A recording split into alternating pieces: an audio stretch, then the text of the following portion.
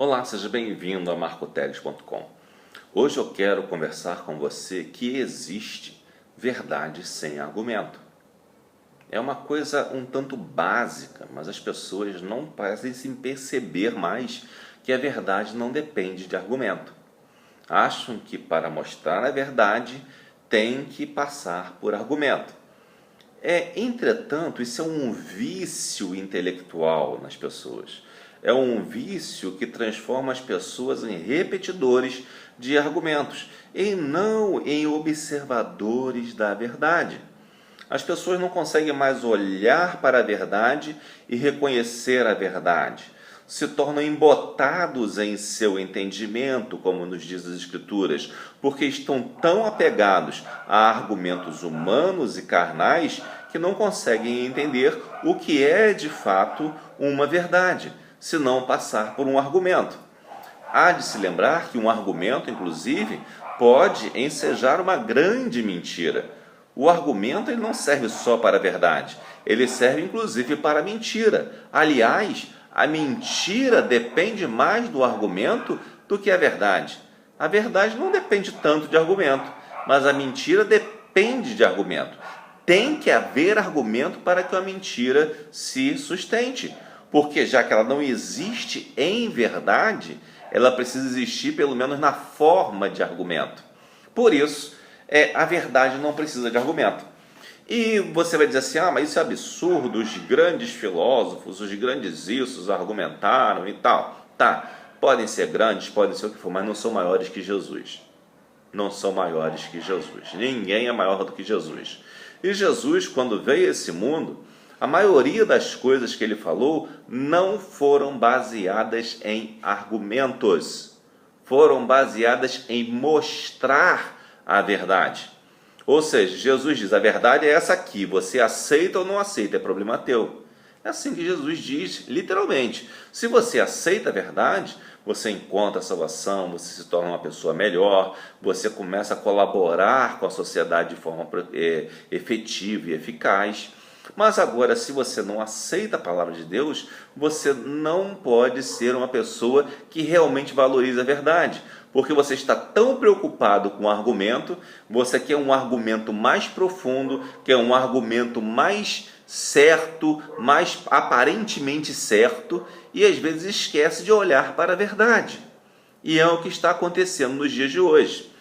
Vamos ver, por exemplo, em Mateus 16, de 1 a 4, um texto bíblico que nos conta Jesus falando com os fariseus. Aproximando-se os fariseus e os saduceus, tentando, pediram-lhe que lhes mostrasse um sinal vindo do céu. Ele, porém, lhes respondeu, chegada a tarde, dizeis, haverá bom tempo, porque o céu está avermelhado, e pela manhã, hoje haverá tempestade, porque o céu está de um vermelho sombrio. Sabeis, na verdade, discernir o aspecto do céu, e não podeis discernir os sinais dos tempos? Uma geração má e adúltera pede um sinal, e nenhum sinal lhe será dado, senão o de Jonas, e deixando-os, retirou-se. Ora, os fariseus aqui eles estavam pedindo um sinal a Jesus de que Jesus era realmente o Filho de Deus.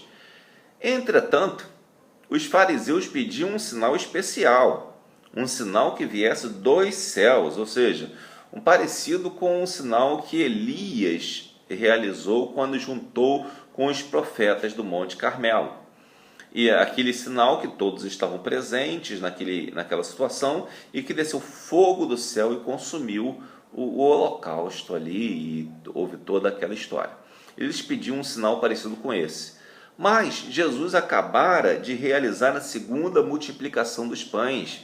Ele realizara um grande sinal, que é multiplicar os pães. E ainda assim, os fariseus não acreditaram no que Jesus mostrava. Jesus mostrou para eles, aqui eu tenho poder, eu posso fazer, eu posso salvar, eu posso mudar a sua vida, eu posso transformar você de uma coisa em outra, posso multiplicar a sua vida, posso fazer várias coisas por você. Disse isso para os fariseus, mostrou através da multiplicação dos pães, mas os fariseus ainda estavam apegados no vício do argumento. Os fariseus tinham determinados líderes, determinados rabinos que eles seguiam e que tinham determinados argumentos sobre a realidade, sobre as coisas em relação à Bíblia e como se aquilo se relacionava com a realidade. E esses rabinos, eles tinham determinadas coisas que eles tinham inferido até logicamente das Escrituras, em alguns momentos. Em outros momentos, algumas coisas eram tiradas de um ponto de vista mais místico, digamos assim. Mas muitas ideias dos rabinos eram lógicas. Quando você ouve os saduceus dizendo, examine e vê, saduceus ou fariseus, que examine e vê que não nasce profeta na Galileia. Eles estão usando um argumento lógico, por indução, né? Não tem nenhum profeta na Galileia, então não existe profeta na Galileia. Jesus não pode ser profeta porque nasceu na Galileia. Segundo, eles deduziam por lógica, ou seja, os fariseus eram os caras que queriam a verdade lógica. Querer verdade lógica pura e simplesmente é farisaísmo. É isso que é dentro do conceito cristão. Mas quando Jesus encontra com esses fariseus, eles dão uma cilada lógica para Jesus. Eles querem logo que venha um sinal dos céus, o pior sinal possível, porque aí não tem como negar. E Jesus diz para eles o seguinte, que essa geração má e corrupta, essa geração que se pega somente a argumentos, a coisas lógicas e coisas assim, ela não terá um sinal de Jesus. O sinal que ela teve foi somente o sinal do profeta Jonas.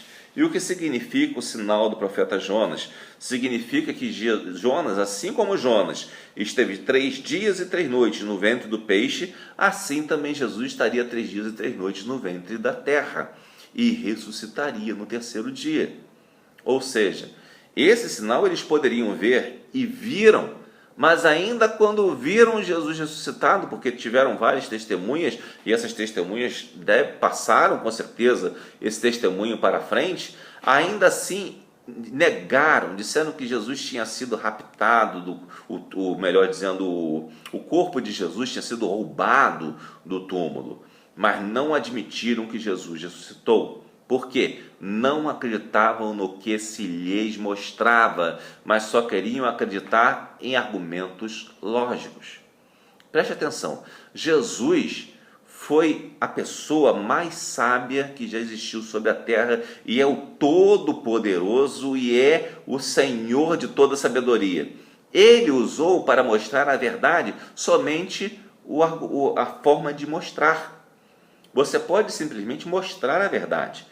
Você não precisa argumentar a verdade. A verdade não depende de argumento, porque contra fatos não existem argumentos, já diz um ditado, né?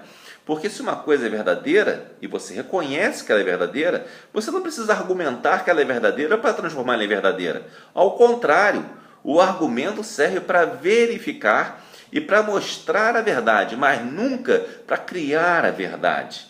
E as pessoas hoje estão como os fariseus. Seguem por seus caminhos, buscando argumentos.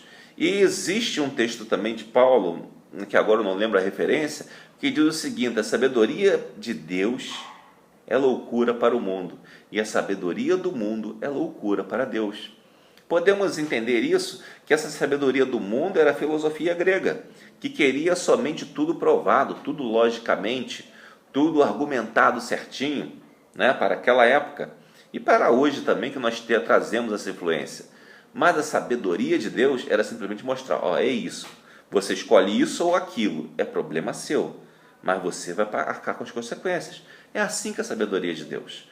Mas as pessoas não entendem isso. E pensam que a lógica é o que rege a verdade. Mas a lógica tem que estar a serviço da verdade.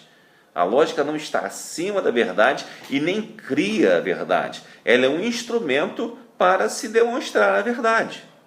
Mas as pessoas estão cada vez mais abandonando a verdade, especialmente a palavra de Deus, a Bíblia Sagrada, estão abandonando a verdade em nome da lógica. Eu vou te dizer uma coisa, meu amigo, meu irmão, a lógica só vai te levar para o inferno. A lógica não salva ninguém. os argumentos não garantem a verdade. Não garantem a verdade nunca, mas quando você mostra uma coisa para as pessoas e as pessoas já conhecem que aquilo é verdadeiro, você pode transformar uma vida, mas por argumentos talvez você não transforme. Quando você fala de Jesus para uma pessoa, você transforma a vida dela porque ela reconhece, através da ação do Espírito Santo em seu coração, que Jesus é o Senhor e que o que é mostrado para ela é verdade. Mas por nenhum argumento do mundo você converte uma pessoa. Por mais que você argumente, por mais que você fale, você não vai mostrar para ela a maior verdade que é Jesus. Mas o Espírito Santo faz uma ação no coração dessa pessoa, convencendo-a do pecado, da justiça e do juízo. Portanto, se você é um cristão e espera encontrar a verdade em argumentos, você está perdendo o seu tempo. Eu aconselho a você que comece a ler mais a Bíblia e ler menos filosofia. Amém.